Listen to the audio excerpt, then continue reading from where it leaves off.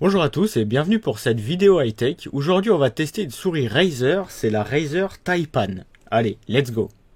Donc, je vais vous présenter déjà la boîte dans un premier temps, que vous puissiez voir un peu comment c'est foutu. Donc selon le descriptif de Razer, c'est une souris en 8200 dpi avec un capteur laser 4G. Donc c'est une souris qui a son ergonomie optimisée ambidextre. Donc c'est très bien pour les gauchers comme pour les droitiers. C'est une souris qui est compatible avec le logiciel Razer Synapse 2.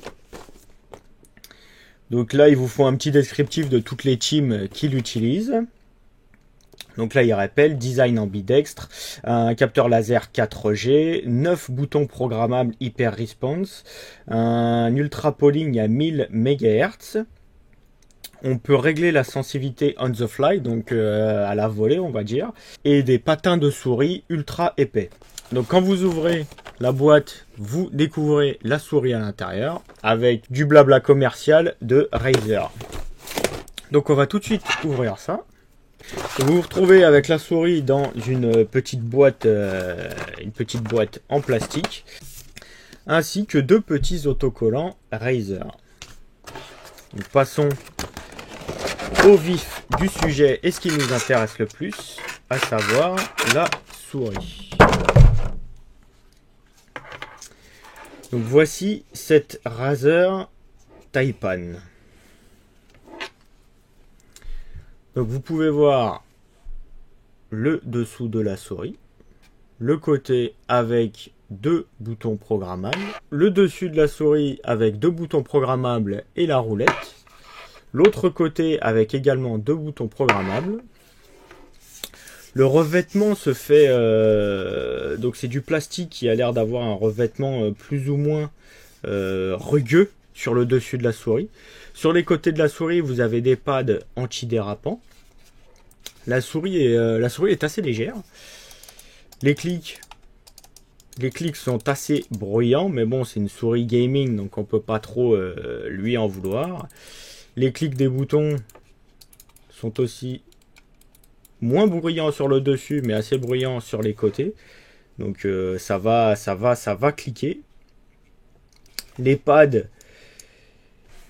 n'ont pas l'air si épais que ça, mais n'ont pas l'air non plus trop fins. Le fil de la souris est passé dans une gaine et vous avez une connectique dorée pour l'USB.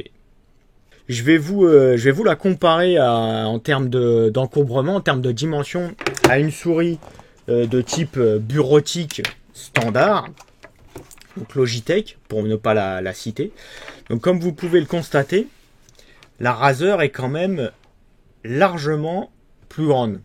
En termes d'épaisseur, c'est quasi équivalent. Par contre, en termes de largeur et de longueur, vous pouvez constater que le gabarit n'est pas du tout le même. En même temps, on a d'un côté une souris de type bureautique pour ordinateur, soit de bureau, soit ordinateur portable, donc qui fait son office de base, on va dire, qui se tient bien dans la main, qui n'est pas trop encombrante à mettre dans le sac. Face à une souris typée très gamer, avec donc une préhension et un feeling et une ergonomie qui est complètement différente. La main se place bien dessus et on atteint très naturellement les divers boutons, pour peu qu'on soit un petit peu agile de ses doigts, mais l'appréhension est quasi parfaite et on se sent à l'aise tout de suite avec cette Razer Taipan. Donc on se retrouve dans quelques instants après une petite session gaming pour que je vous donne mes impressions à chaud sur cette Razer Taipan. Allez, à tout de suite. Donc voilà, la Razer Taipan est branchée au PC. Rien de bien compliqué, vous me direz, il y a juste un USB à brancher. Donc je vais en profiter pour vous montrer donc, le logiciel Razer qui est fourni avec la souris, donc le logiciel Synapse 2.0. Donc c'est un logiciel qui va vous permettre de paramétrer justement toute votre souris. Donc comme vous pouvez le voir, vous avez accès aux différents boutons de la souris. En cliquant dessus, vous pouvez choisir quelle fonction vous voulez y attribuer. Pareil du côté droit et Pareil du côté gauche. Ensuite, sur la partie gauche du logiciel, vous pouvez paramétrer et enregistrer différents profils donc, de souris, donc de layout de la souris, que vous pouvez associer à différents programmes également. Donc ça c'est plutôt pas mal si vous voulez des fonctions différentes sur les boutons en fonction des jeux auxquels vous allez jouer ou des applications que vous allez utiliser. Ensuite, vous retrouvez un autre onglet sur la performance de la souris. Donc vous pouvez régler la sensibilité du capteur ainsi que l'accélération du curseur en gros. Vous pouvez également modifier la fréquence de scrutation. En gros, c'est la réactivité du capteur, c'est le taux de refresh du capteur en fait. Donc ensuite, vous pouvez paramétrer l'éclairage de la souris. Donc comme vous avez pu le voir dans les photos et la petite vidéo tout à l'heure, c'est la souris est rétroéclairée et le logo Razer est animé, enfin s'allume et s'éteint. Donc vous pouvez, comme je l'ai fait, cocher cette option qui va en fait mettre en veille l'éclairage quand votre écran sera éteint, quand votre PC ne sera pas utilisé, par exemple. Et donc ici, vous pouvez contrôler l'activation et la désactivation des effets lumineux de la souris. Ensuite, vous avez un onglet calibration. Donc, cet onglet calibration vous permet d'adapter en gros la sensibilité du capteur au tapis de souris dont vous disposez. Donc, si vous n'en avez pas, vous faites comme moi, vous laissez de base. Après, si vous utilisez un tapis de souris de telle ou telle marque, vous pouvez le paramétrer. Ensuite, vous pouvez également créer des macros. Donc ça, c'est pas mal pour les gens qui jouent beaucoup au MMO ou au MOBA, ce genre de jeu. Ça vous permet de créer des macros avec les boutons de votre souris. Donc ça, c'est plutôt pas mal. Et un onglet stats qui, relié à votre compte Steam, va enregistrer des données sur votre déplacement de la souris, la vitesse de la souris, etc., etc. Donc c'est un logiciel qui est simple, mais néanmoins assez complet parce qu'il permet au final, en quelques clics, de paramétrer quasiment à volonté, si je puis dire, sa souris.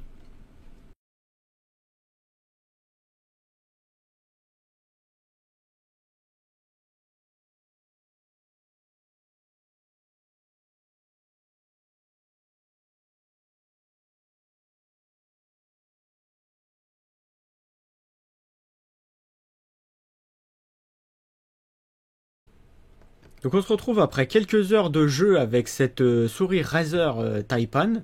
Donc moi pour l'instant je vais vous donner mon avis à chaud et qui est complètement subjectif. Donc pour moi c'est une souris qui est vraiment très performante, qui est très confortable et très efficace. D'un point de vue ergonomie, on est vraiment très bon. Enfin là, j'ai joué 3-4 heures d'affilée à peu près. J'ai pas ressenti de gêne ou de douleur dans la main. Les boutons se trouvent facilement et sont plutôt bien placés. On n'a pas besoin forcément d'avoir des doigts de pianiste pour pouvoir accéder à tous les boutons. Donc ça, c'est un sacré bon point. Au niveau de la glisse, les patins sont vraiment des patins haut de gamme. Ils sont bien épais, ils glissent bien. Au niveau de la salissure, ça n'a pas l'air de trop choper les saloperies que vous pouvez avoir sur votre tapis de souris ou sur l'endroit où vous posez votre souris. Donc ça, c'est plutôt un bon point. À voir ensuite, d'un point de vue usure de ces patins, comment ça va se passer. D'un point de vue poids, la souris est assez légère. Moi, personnellement, ça ne me dérange pas.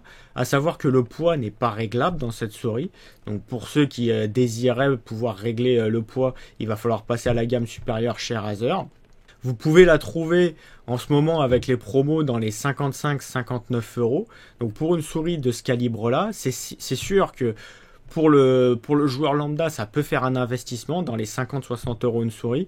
Honnêtement, pour une souris de ce calibre-là, c'est très correct. Alors après, quand on la voit affichée à 70 ou 80 €, ça se discute. C'est vraiment si vous avez besoin d'une souris avec un tel niveau de performance. Mais pour 50 €, j'ai qu'une chose à dire, c'est foncez. En plus, elle est belle, donc pourquoi s'en passer, j'ai envie de dire.